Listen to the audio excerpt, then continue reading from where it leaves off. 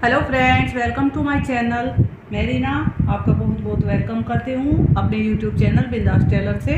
Friends, आज मैं आपके लिए एक वीडियो लेके आई हूँ जिसमें मैं आपको अस्तर वाले सूट की कटिंग करने का तरीका बताऊँगी। तो अगर आप अस्तर वाले सूट की कटिंग करना सीखना चाहते हैं तो प्लीज़ वीडियो को पूरा देखिए, स्किप मत कीजिए। और अगर आपको वीडियो अच्छी लगे तो वीडियो को लाइक और मेरे चैनल को सब्सक्राइब करना मत भूलिए। चलिए शुरू करते हैं आज का वीडियो। सबसे पहले नाप बता देती हूँ। ये मेरी कुर्ती जिसका मुझे कटिंग करना है उसका नाप है। इसका जो तीरा है वो 12 इंच है। छाती का जो नाप है वो 21.5 इंच है। कमर 19 इंच, हिप 21 इंच और स्लीव लेंथ यानी कि बाजू की लंबाई जो है वो 15 इंच है।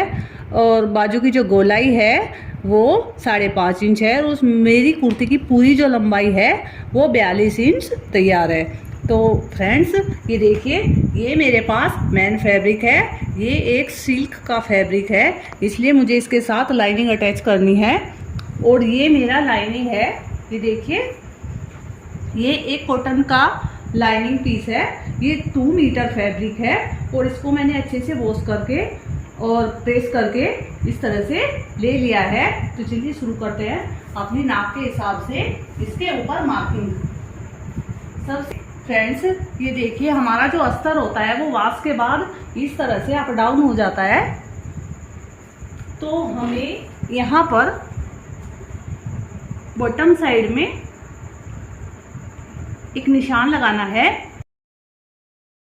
ये बंद साइड मेरी तरफ है और ये लाइनिंग की ओपन साइड और दूसरी तरफ है। और यहाँ से ये ध्यान रखना है कि हमारे फैब्रिक के चारों पीस इक्वल हो, कोई छोटा बड़ा फैब्रिक इसके साथ ना हो। अब सबसे पहले ऊपर की तरफ आइए। इस तरह से यहाँ भी मेरा कपड़ा थोड़ा ऊंचा नीचा है तो मैं इसको भी इस तरह से मार्क करके एक साथ कर दूंगी। तो सबसे पहले इस फैब्रिक को इस तरह से सीधा करने के बाद यहाँ पे मैं अपने तीरे का मार्क 6 इंच इस तरह से लगा लूंगी। आर्म होल जो होगा मेरा इस कुर्ती में वो 7 इंच होगा। और यहाँ तीरे के निशान से इंच टेप को रखते हुए 14 इंच पर कमर का मार्क करेंगे।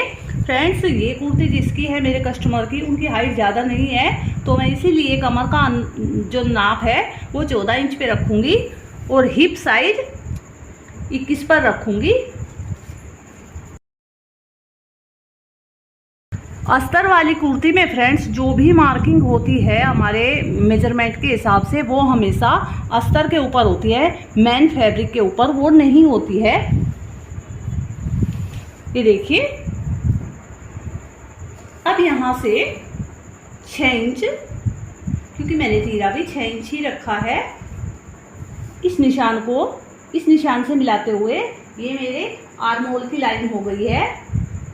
इस तरह से सीधा कर देंगे। अब इस कुर्ती में ये मेरी चेस्ट लाइन हो गई है। जो मेरी चेस्ट है वो 21.5 इंच है। तो 21.5 का जब हम हाफ करेंगे तो वो 11.25 इंच आएगा। तो मैं इस तरह से अपने स्केल को रखते हुए प्रॉपर 11.25 इंच पर एक मार्क करूंगी। ये देखिए, इस तरह से। और 2 इंच एक्स्ट्रा मार्जिन का, जैसे कि हम हमेशा लेते हैं, वो रखना है। इसके बाद मेरी कमर का नाप आएगा। मेरी कमर लाइन पर कमर मेरी 19 इंच है। 19 का जब हम हाफ करेंगे तो 9.5 आएगा। इस तरह से 9.5 पे एक मार्क करना है और 2 इंच मार्जिन का रखना है। जो मेरी हिप है मेरी कुर्ती में वो 21 इंच है। 21 का जब हम हाफ करेंगे तो 10.5 आएगा। ये देखिए, इस तरह से।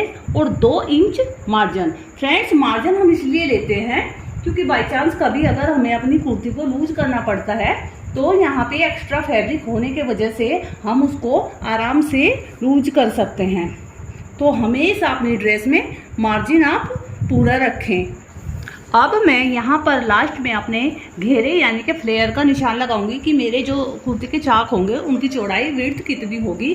तो यहाँ पे देखिए, मेरी कुर्ती का जो हिप का नाप है वो 10.5 है, यानी कि 21 का मैंने हाफ लिया है। तो घेरे में आप हमेशा 1 इंच एक्स्ट्रा कर सकते हैं, नहीं तो मेरे कस्टमर ने मुझे बोला था कि 1 इंच ज़्यादा रखना, नहीं तो आप स्ट्रेट भी कर सकते हैं। यानी कि जितना हिप साइज है उतना ही यहाँ पर आप अपने फ्लेयर का साइज भी ले सकते हैं। तो मैं यहाँ 22 घेरे के लिए 11.5 इंच पे इस तरह से मार्क करूँगी और 2 इंच मार्जिन का रखूँगी। फ्रेंड्स, ये मेरी जो कुर्ती बनेगी इसकी तैयार लंबाई 42 इंच है और ये जो मेरा फैब्रिक है ये 2 मीटर ही था और जो है इसमें थोड़ा सा अप डाउन हो ही जाता है। कॉटन का फैब्रिक है लाइनिंग का। तो मैं आपको सजेस्ट करना चाहूँगी कि जब भी आप अपनी लॉन्ग कुर्ती में अस्तर लगाए तो हमेशा कपड़ा 2.25 मीटर लाइनिंग आपको लेनी चाहिए, क्योंकि अगर हम इस 2 मीटर से इसको इसके साथ अटैच करेंगे तो हमारी लाइनिंग जो है वो कुर्ती में अंदर साइड काफ़ी छोटी आएगी, यानी कि उसकी लंबाई कम रहेगी और कुर्ती की लेंथ ज़्यादा हो जाएगी। ये कपड़ा थोड़ा मोटा है, लेकिन अगर हमारे किसी मतलब मैन फैब्रिक थोड़ा बारीक होता है तो हमें अस्तर हमेशा थोड़ा लंबा करके ही लगाना चाहिए, नहीं तो वो फिर पतले फैब्रिक से वो बाहर दिखाई देगा तो उसकी लुक एकदम से अच्छी नहीं आएगी। ये फैब्रिक मोटा है तो इसमें हम इसको थोड़ा छोटा साइज तक अटैच कर सकते हैं और मेरे कस्टमर ने भी मुझे ऐसे ही बोला था, तो उसी के अकॉर्डिंग मैं आपको बताऊंगी।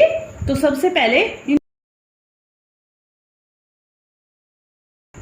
यहाँ पर आर्महोल की शेप देने के लिए सबसे पहले मैं अपने बैक आर्महोल की शेप दूंगी और इस कॉर्नर से बिल्कुल यहाँ से इंची टेप को रखते हुए 1.5 इंच पर एक मार्क करूंगी। ये मेरे बैक आर्महोल की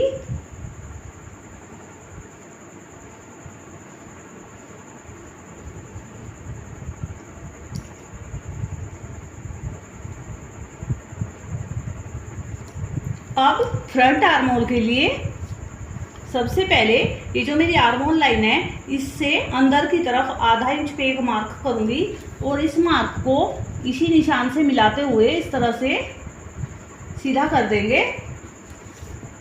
अब इस कॉर्नर से ये जो अंदर वाला कॉर्नर है यहाँ से 1.25 इंच पर एक मार्क करेंगे और ये जो है ये मेरी कुर्ती का फ्रंट आर्महोल इस तरह से मार्क हो जाएगा। अब यहाँ पर कंधे की डाउन, इस कुर्ती में जो मेरे गले की जो चौड़ाई है वो 6 इंच है, तो 6 का हाफ हम 3 इंच यहाँ पे रखते हुए बाकी बचे हुए कंधी में 0.5 इंच की डाउनिंग करेंगे तीरे की, जो हम हमेशा करते हैं इस तरह से।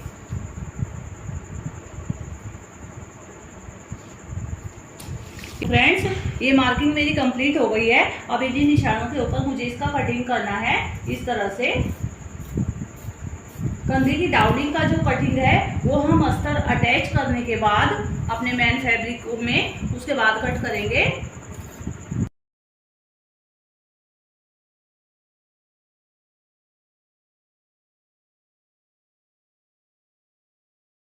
अब लाइनिंग की कटिंग होने के बाद मैं अपने मैन फैब्रिक को लूंगी। ये देखिए,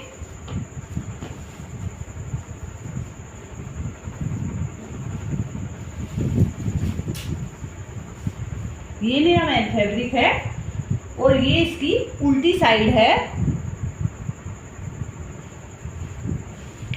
मैंने इसको सीधे से सीधा मिलाते हुए इस तरह लंबाई में फोल्ड किया हुआ है, ये देखिए, और इस तरह से इसको फोल्ड करना है। अब इसको फोल्ड करने के बाद देखिए मेरी कुर्ती का जो फ्लेयर है वो 22 इंच है, यानी कि 11.5 इसका हाफ हो गया और ये आगे 2 इंच का मार्जिन हो गया चाक फोल्ड करने के लिए। तो प्रॉपर मैं इसको 14 इंच का मैंने फैब्रिक फोल्ड किया हुआ है। इस तरह से इसको अच्छे से एक साथ करते हुए बिछा ले, चाहे तो इसके ऊपर एक बार प्रेस भी लगा ले, इससे काम में फिनिशिंग बहुत अच्छी आएगी। ये देखिए, इस तरह से अपनी जो लाइनिंग का जो पीस है जो मैंने फ्रंट और बैक एक साथ कट किए हुए हैं उसको इसके ऊपर बिछा लेना है अच्छे से। इसको हमेशा इक्वली बिछाएं, आगे पीछे करके इसको मत करें, अच्छे से अटैच करें इसके ऊपर। ये देखिए, अब मेरी कुर्ती की जो प्रॉपर लंबाई है एक बार उसका नाप लेंगे। ये देखिए, ये मेरी जो लंबाई है वो 42 इंच तैयार है। और ये जो मेरा फैब्रिक है वो 44.5 इंच 44.5 इंच तक आ रहा है। तो ये आगे का 2 इंच तो नीचे फोल्डिंग में चला जाएगा और आधा इंच ऊपर कंधी अटैच करने में चला जाएगा। तो ये प्रॉपर मेरी जो लेंथ है वो 42 इंच आ जाएगी। इसका आपको हमेशा ध्यान रखना है जब आप कटिंग करें, मतलब जो लाइनिंग पीस होता है उसको इसके ऊपर बिछाने के बाद अपनी कुर्ती की जो तैयार लंबाई है उसको अच्छे से एक बार देख लेना इंची टेप से कि कहाँ तक हमारी प्रॉपर लेंथ आ रही है। अपने लाइनिंग पीस के साथ साथ हम अपने मेन फैब्रिक का भी कटिंग करते हैं इस तरह से।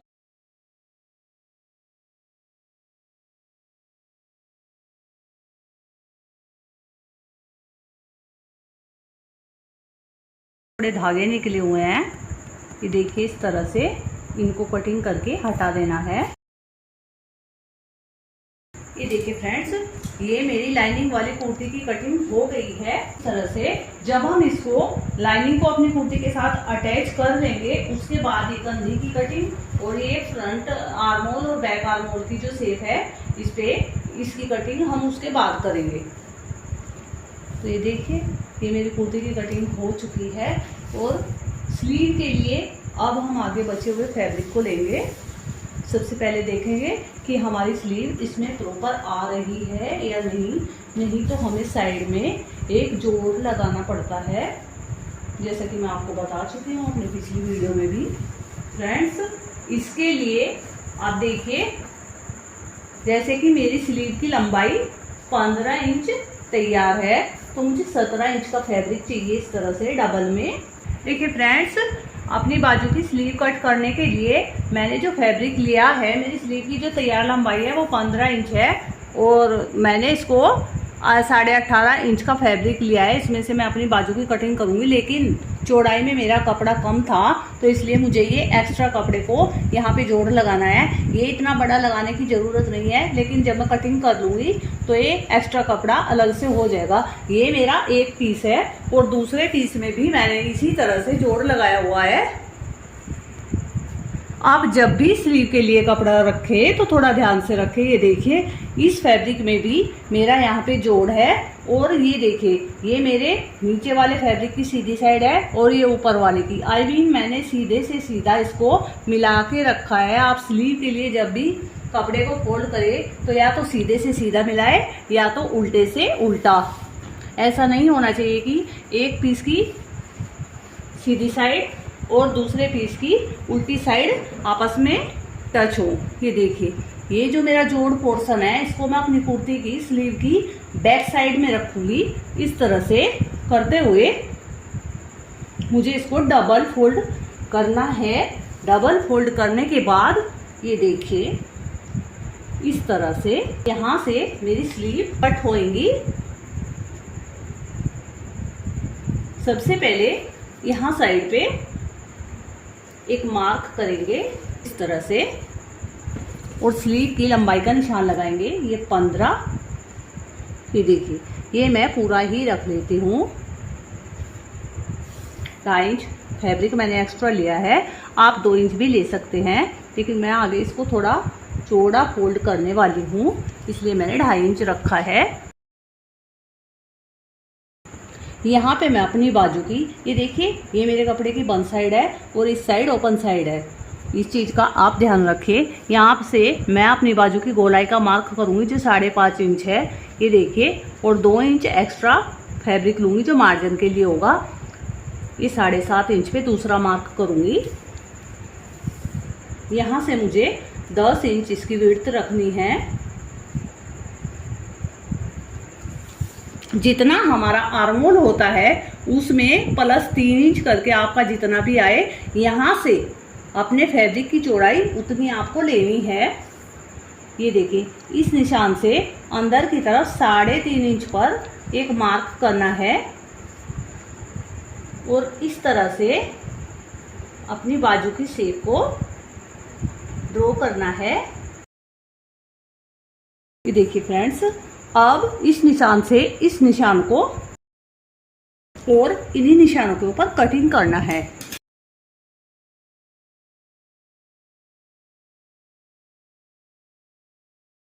ये देखिए, ये मेरी स्लीव की कटिंग हो चुकी है और स्लीव में मुझे अस्तर नहीं लगाना है, इसलिए मैं इसको ऐसे ही बनाऊंगी फैब्रिक के साथ। ये देखिए, ये मेरी स्लीव की कट्स हो गई है और ये जो जोड़ वाला पोर्शन है, ये देखिए दोनों पार्ट का एक दूसरे से मिलके आया है, उसको मैं बाजू के बैक साइड में रखूँगी। तो फ्रेंड्स, आपको आज का वीडियो कैसा लगा प्लीज़ मुझे कमेंट करके ज़रूर बताएं। मेरी वीडियो को लाइक और मेरे चैनल को सब्सक्राइब करना ना भूलें। मिलते हैं एक नए वीडियो के साथ। Thanks for watching.